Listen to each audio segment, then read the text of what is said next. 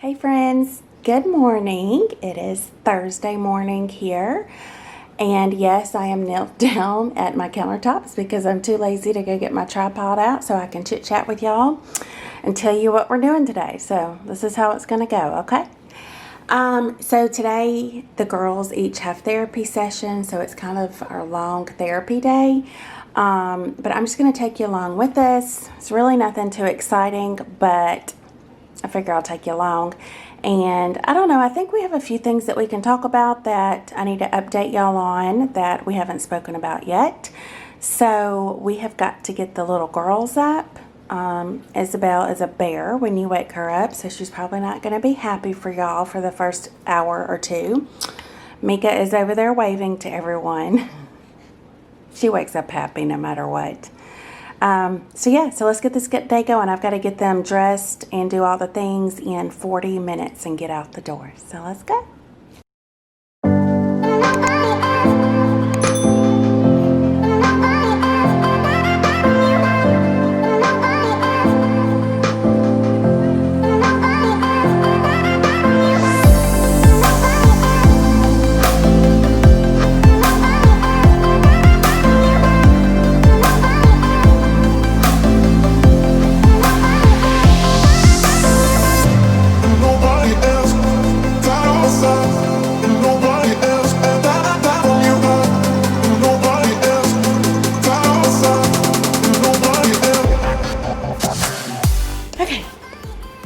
Easy up. Oh, she's not a happy camper. Are you, Easy? Can you tell everybody good morning? If you notice her lip, she bites her lip profusely. I've been putting some medication on it called Abreva. It's for cold sores and it works really well. But when she starts getting agitated or mad, she'll just start biting it again and the process starts all over. So if you see that on her lip, which you will, she's okay. It's just her biting her lip profusely, huh? That I'm not happy. I don't like people waking me up, huh? Do you want to eat? Do you want to eat? Look at that Bobo.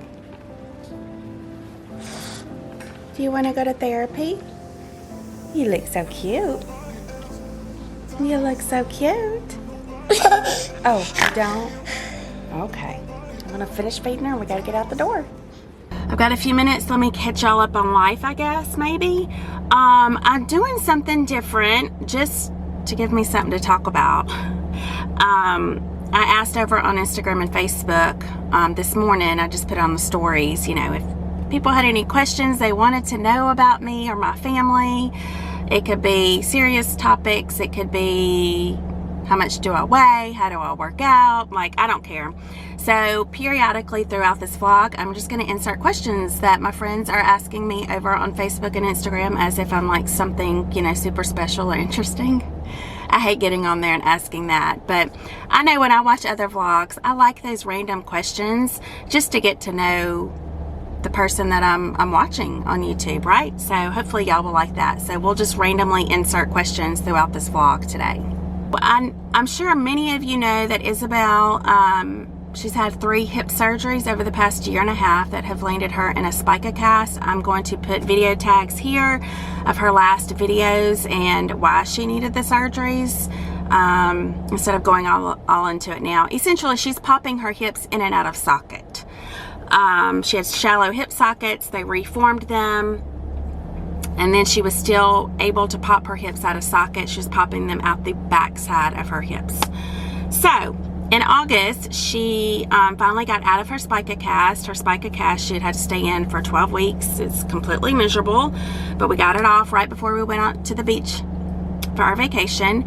And she's doing well. She was standing within about 48 hours after getting that cast off. And guess what she's doing again? She's popping her hips again. She only does it when she gets angry or mad. And there's nothing left to do in her hips. I mean, the doctor said the last time before surgery, he was like, if she has the ability to pop her hips after this, he's like, there's nothing else to do in there. She has screws and like all the things have been corrected. So we're pretty certain, and maybe we will get genetic testing, but he thought, and I know many of you on YouTube and over on social media have told me there's a genetic syndrome. It starts with an E. I don't even know the name of it, but it pretty much means you have really gummy ligaments and tendons that give you the ability to pop things out of socket, whether it's your hips or elbows or whatever. For Izzy, it's her hips. So I am fairly certain that is the situation with her, and if that is it, there's probably nothing we can do. What I'm guessing is she only pops her hips when she's mad and she's getting frustrated. So in therapies or at home, if we're making her do something she doesn't like, she knows how to twist that leg and that hip just so that it pops. So what I'm feeling like, this is going to probably be a discipline issue.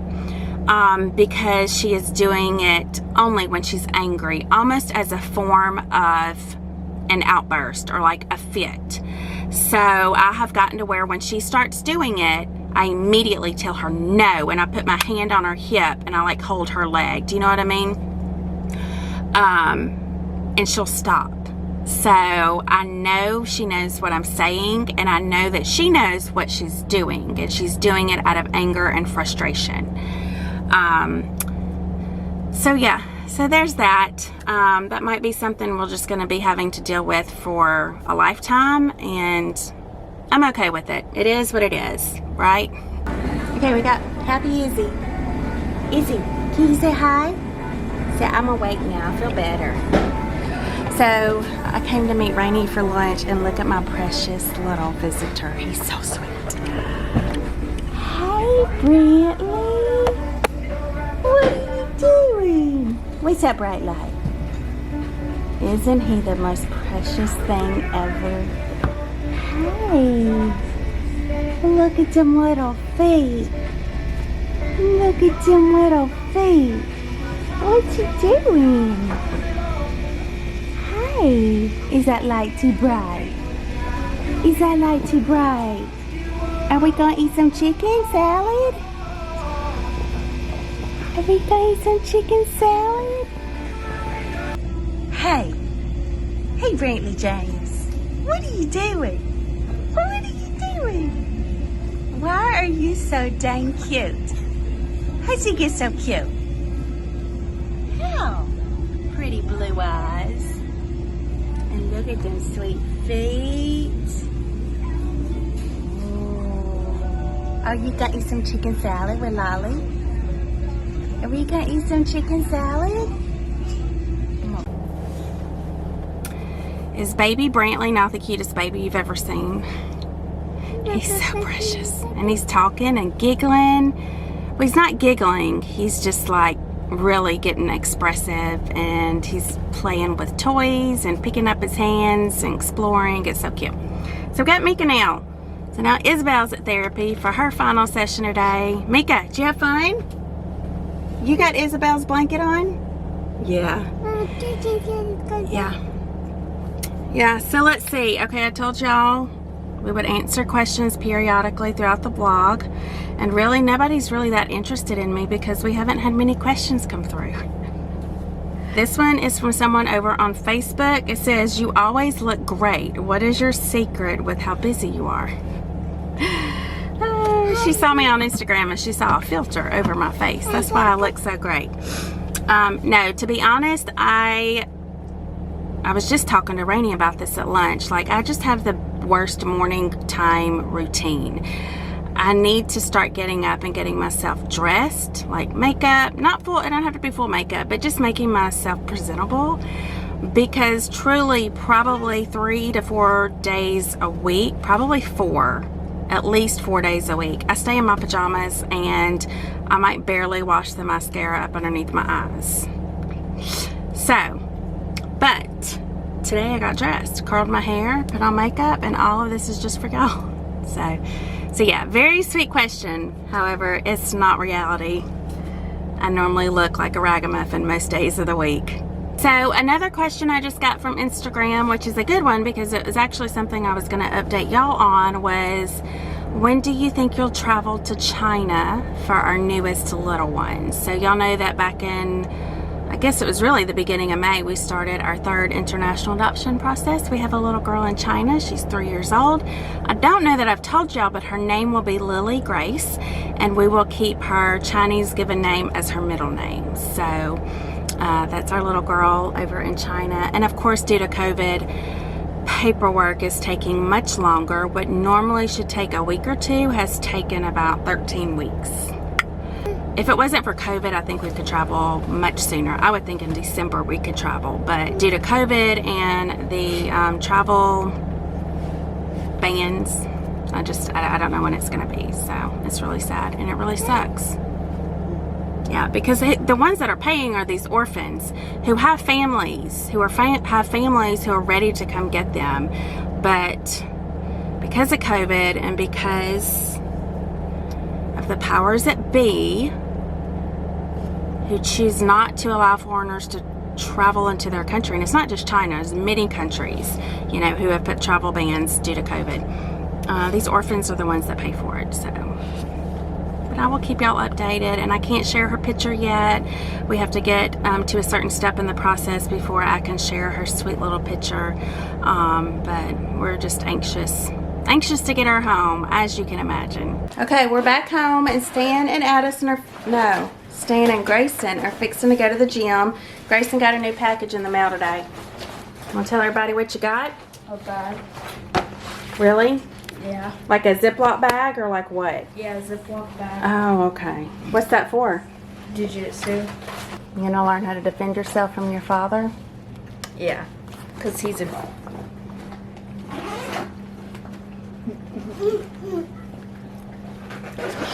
What you eating there, babe? A cupcake. Is that your pre-workout? Yep. Mika, you hungry? You wanna eat?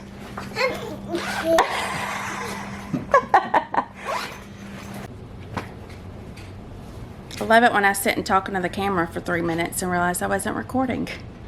So we're gonna do this again. So before we go outside and watch Jackson do his little arts and crafts, I did not realize people were actually sending me questions and answering to my little stories that I posted earlier. So I have a lot of questions in my inbox. So we're just gonna go through a couple of them real quick. Okay, this is a good question from Crystal as well. She said, crazy, maybe, but I'd like to know, since Isabelle is blind, how does she know day from night? Well, that is something we steadily have to work on and be mindful of, is keeping her up during the day and getting her out in the sunlight, just keeping her more active so that she can get that circadian rhythm and knowing when is day, when is night, even though she's blind. Her sleep patterns are very inconsistent, and I'm assuming that's just because, maybe because of the lack of awareness of when it's daytime and nighttime. So we create that by keeping her up and giving her activities and getting her outside, and just like we do with our normal day-to-day life. So that's a good question. And let's see, my friend Kelly, she said, how do you spread your time between the kids? I struggle with intentionally and being reactive instead of proactive. And I totally am in the same boat. I think I've said this before. I can tell by the kids' behaviors when they're needing some one-on-one time. And Jack is sitting right here. And I'm going to talk about him and Gray, and that's okay. But he and Grayson have been driving each other crazy lately. Right? Yes. So I have seen the need that Jackson needs time alone with Mama away from Grayson, and Grayson needs time alone with Mama from Jackson, just like we all need a break from each other. So so I have to be intentional on planning that. Maybe even that's just allowing one of them to go to, run errands with me while the other one stays at home. Something like that. It doesn't have to be like a big date night or anything like that. So definitely you can tell by those behaviors. And I definitely can be reactive in a lot of my responses and parenting out of frustration. I definitely have done that a lot lately. I think just giving yourself grace, knowing that everyone struggles with that. No one has parenting perfectly mapped out. And it's just a day-to-day struggle, to be honest with you.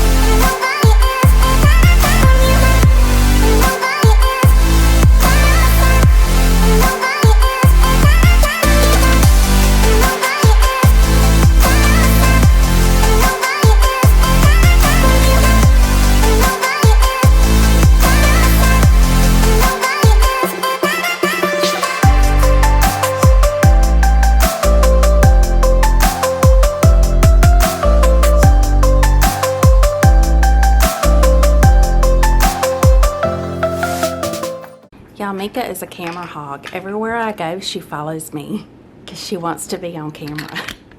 Hey, I'm talking. Nobody wants to see your car? Okay, let Mama talk for a minute, okay? You want to play? Okay. So let's answer a few more questions. Someone asked over on Instagram, any luck with house hunting? I don't even know if we told you or shared this with y'all on YouTube. Maybe we did. We are actively looking for a new home. This house we have been in here for, I think, 6 years, and it's been a wonderful home to us. And when we first moved in, it's much bigger than our previous house. I was like, all the storage, I just felt like we had so much room, but now I feel like the walls are caving in on me every day. All my cabinets, everything, closets are just full. And I'm not a pack rat. I don't keep a lot of junk, but you know, our family is only growing, so we accumulate more things. So trying to find what our family needs and wants is a little tricky in this market. So, you know, I think we've said it before, we want to adopt as many orphans as the Lord will allow. If that's, you know, if we're bringing home Lily Grace. So how did it turn out? It did. Look. It actually looks pretty cool. I'm gonna try to wipe it off the silver. Okay, now you need to let it dry. Okay, count. Yep.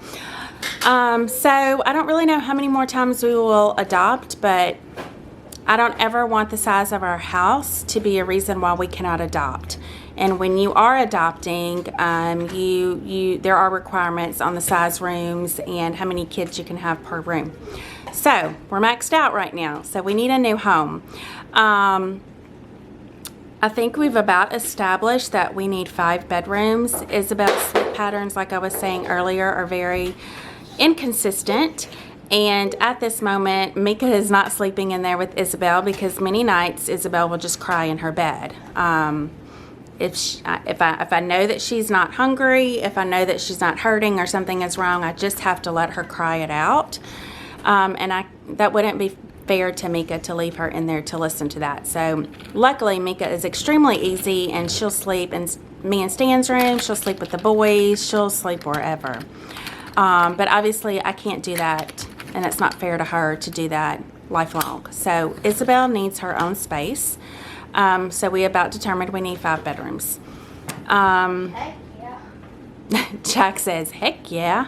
And that is hard to find within our budget, because one thing, if you know anything about Stan and I, we live within our means, and we will not go house poor in order to purchase a larger home. We are still trying to stay with the mortgage payment that we have right now. But with the interest rates being so low, it's allowing our budget to increase. But then, you know, Stan has been dealing with a lot of anxiety. Change has been a trigger for that, and his brother Mark, dealing with his cancer battle, has definitely triggered that. So I have to be very sensitive in knowing when we can talk about house talk and when not to. So I'm just kind of looking around trying to find a house that's going to fit for us, and I've about determined that to get what we need, it's going to be an older home, and it's definitely going to be a fixer-upper, and I'm okay with that. I think I have discovered I like to bring beauty from the yuck. I mean, that is typically something you're doing with adoption, right? You're bringing a once orphan, once abandoned little child, and you're giving them a family. So you're turning ashes into beauty. So I have discovered that about myself, that I kind of like the old yuck houses that I can see us living in. And I'm okay with it not looking the best right now, because we can make it what we want it and turn it into something beautiful. Okay, so I am in the parking lot. It's 5:30, getting ready to work out with my friend Carol at the gym. So while I'm waiting on her, I thought I'd answer a couple more questions that I got on Instagram. Let's see, my friend Donna asked me, how much do I weigh and how tall am I? And I am 5'5", and I weigh 149 pounds. I have gained a few pounds since, I guess over the past month or two, so I'm trying to get that off. I feel my best when I'm at like 142, 143, but the older I'm getting, the harder it is to get there, so yeah. Okay, next question was, do you ever regret adopting special needs kids? And the answer is a big, fat no. Hell no. No, I never, ever, ever regret adopting Isabelle or Mika or any other child with special needs.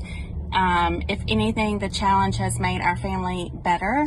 God has done a work in our hearts, in our lives for the better. So we are willing to go through whatever struggles needed with these special needs kids. And we welcome the struggles. Such joy and growth comes from the struggles. So I definitely do not regret adopting kids with special needs by any means. Okay, this is the last question before my friend Carol gets here to the gym. It came from Instagram too, and they asked, do you ever get criticized or condemned for bringing home special needs kids? I don't know if it's criticism or condemnation. It's more kind of like, why would you inconvenience your perfect little family for an orphan or for a kid with special needs? Kind of like, why would you disrupt your life for that reason? So I could say a lot about that topic, but we do not adopt because it's something that we want, or because we have a void in our life, or because we're bored with life, or because our plate full of life is not really full and we have more room to add more things. As Christians are called to do things to glorify God, and we are to do things to serve Him. It is not His job to serve us and to make our lives comfortable. So for us, it is not about us and what we want. It's about how we can serve the Lord and live our lives to glorify Him. That doesn't mean that we are perfect, nor are we glorifying Him in every hour of the day by any means. But that is our heart, and that is why we choose to adopt. So people who have a kind of snarky attitude about why we choose to adopt says more about their hearts and less about ours. So I don't let that criticism or even just those ignorant questions bother us. Do you know what I mean?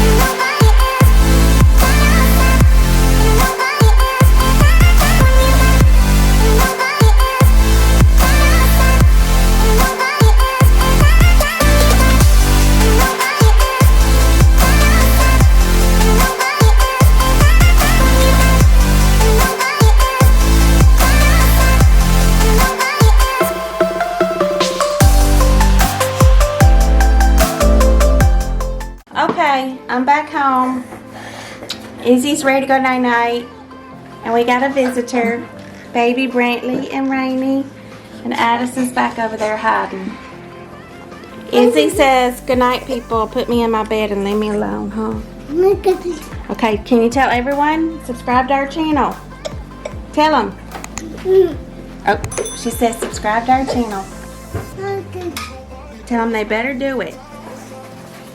Can you tell them bye? See y'all next time. Bye. Bye. Brantley. Where are you at?